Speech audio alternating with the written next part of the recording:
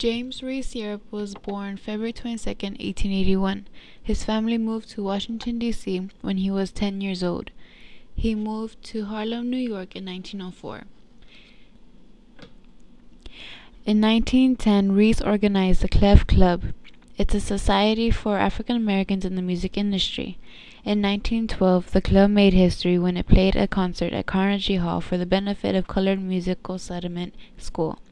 The Clef Club Orchestra, while not a jazz band, was the first band to play proto-jazz at Carnegie Hall.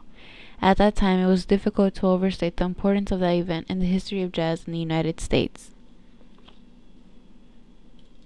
As Americans prepared for the war with Germany, African Americans living in Harlem persuaded the governor of New York to establish their very own unit as the 369th Infantry Regiment.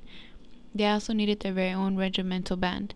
The very man that was asked to lead this band was James Reese, the best-known orchestra leader in New York, who had begun to incorporate elements of jazz into his uplifting syncopated ragtime music. The name of the band regiment was no other than Harlem Hellfighters.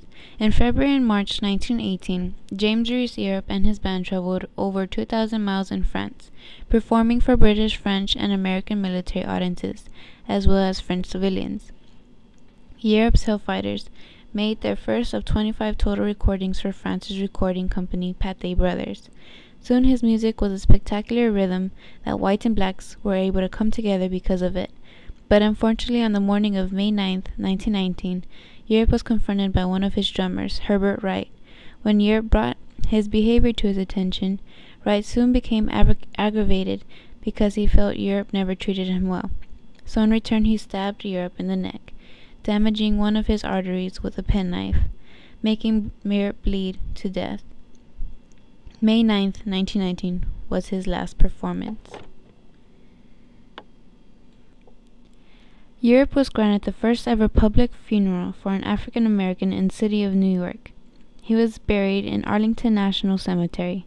A friend of his named Taney Johnson said of his death, "Before Jim Europe came to New York, the colored man knew nothing but Negro dances and porter's work. All that has been changed. Jim Europe was a living open sesame to colored porters of this city. He took them from their porters' places and raised them to positions of importance as real musicians. I think the suffering public ought to know that in Jim Europe, the race has lost a leader, a benefactor, and a true friend. A friend whose dream has yet started but was sadly ended with the dreams of transforming the life of music to the lives around him."